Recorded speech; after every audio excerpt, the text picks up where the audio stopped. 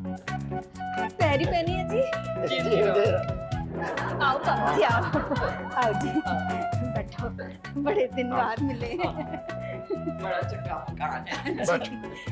भाभी जी ये मेरी नूह है नम्रता। पैरी पहनी है जी। सदा तो ये दोनों मेरे पोता पोती रिया तो नीरज। पेरी पहने जी। बढ़िया बढ़िया उम्र। हाय हाय कितनी प्यारी जोड़ी है। ये शोभा है जी, रसोई विच मदद करती है। ते वो राजू साडी गड्डी चलांदा है। सूरज दोनों के ख्याल कितने मिलते जुलते हैं। ये जानना चाहते हैं कि सूरज कहाँ है।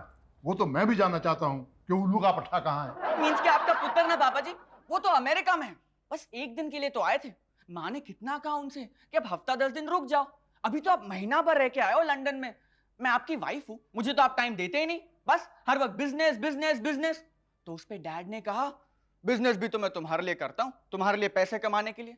फिर माँ कुछ बोली, फिर डैड कुछ बोले, फिर माँ कुछ बोली, फिर डैड कुछ बोले।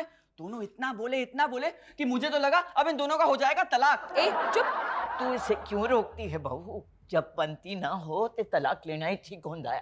ठीक कह रही है तू। आदमी नु बदलन की कोशिश करोगे तो आदमी चला जाएगा तलाक दे के। ते जाना हो ते जाए ना, रोकता कौन है? हाँ तू तो यही चाहती है ना कि जल्द तो जल्द तेरी जान छुटे। जल्द से जल्द 65 साल तो मैं इंतजार कर रही हूँ कि शुभ घड़ी कब आए। 65 साल और नहीं देखी ब्याह दे अगले दिन ही मैं समझ गई थी कि इस आदमी दे नाल मेरा गुजारा नहीं होने वाला। अच्छा जी, फिर इतने साल क्यों रुके? 4 बच्चे जो पैदा कर दिए इसने। अब जब तक वो बड़े नहीं हो जाते, लाइफ में सेटल नहीं हो जाते, असी किस तरह ले सकते थे तलाक? हुण ते साडी जिम्मेदारियां पूरी हो चुकी है ना, हुण मैं तलाक लेके रहूंगी। हाँ हाँ, तू भी खुश तो मैं भी खुश। खुश? एक दूजे का इतने सालों का साथ छोड़कर तुसी खुश हो जाओगे? और कोई रास्ता भी तो नहीं है। ये कैसी जिद है जी? मैं समझाता हूँ। दोनों अपनी अपनी जिद पर अटके हुए हैं। प्राची का स्वभाव तू जानती है, लेकिन तू ये नहीं जानती कि भाभी जी को प्राची का स्वभाव बिल्कुल पसंद नहीं। ऐसा है क्या इनका स्वभाव? परोपकारी। परोपकारी? फिलैंथ्रोपिस्ट। हाय, हम नहीं समझे। अरे हम समझेंगे ना, हम इंग्लिश के बड़े बड़े वर्ड समझेंगे। The whole thing is that कि अंकल जी उपकार करेंगे उन दूसरों पे। यस लो बाबा जी। ये तो बड़ा अच्छा स्वभाव है। ओए चुप करनी, इसमें कौन सी अच्छाई है? लोगों पर उपकार कर करके उनका घर भरते जाओ और अपना घर खाली कर दो। हाँ, इससे अच्छा तरीका और कौन सा होता है पुण्य करने का? लोगों के आशीर्वाद से ही तो मेरा परलोक सुधरेगा। ओ पहले अपना घर सुधारो, फिर सुधारना अपना परलोक। हाँ।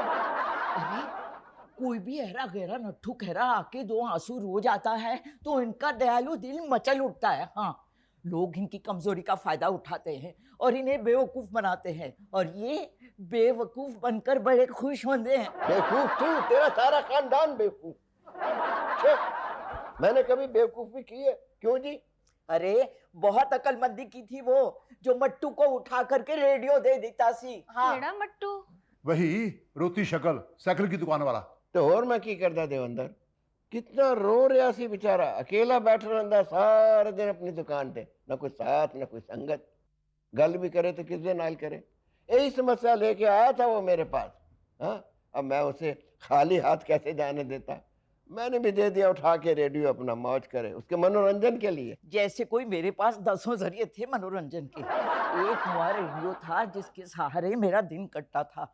इतना ख्याल था मट्टू के मनोरंजन का तो खुद जाके गाने गाते ना उसकी दुकान पे। लेकिन आप दूसरा रेडियो भी तो खरीद सकती थी ना। दूसरा रेडियो? पक्का जो उतरा एक बारी छत से वो अभी तक नहीं आया लाडो रानी, तो दूसरा रेडियो कहाँ से आता? पंखा क्यों उतारा आपने? मैंने नहीं, मेरे महान परोपकारी खसम ने उतारा। और दे दिया किसी को?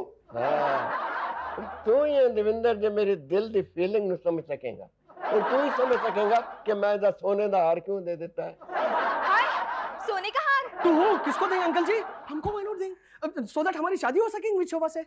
शादी ही तो करानी थी ना लखनपाल ने अपनी बेटी की। हाँ, लड़के की माँ ने दहेज में सोने का हार मांगा था तो दे दिया हमने। अब शादी टूटने थोड़ी देता था मैं। हाँ हाँ, कराओ कराओ, दुनिया भर दी शादियां करा मैनू तलाक दे दो मैनू तलाक दे दो भाभी जी हौसला रखो दूजा आ जाएगा हुण इस उम्र विच दूजा कित्तों आएगा मैं हार की गल कर रही हैं भाभी जी मैं क्या जी इन्ने सालों में न भरा जी बदले न भाभी जी तो गल बढ़ते बढ़ते यहाँ तक बढ़ गई। हमारी फूफी हमेशा कहा करती थी कि पत्नी का मुंह पूरब को हो और पति का मुंह पश्चिम को, तो समझ लो कि शादी का सूरज डूबा ही डूबा।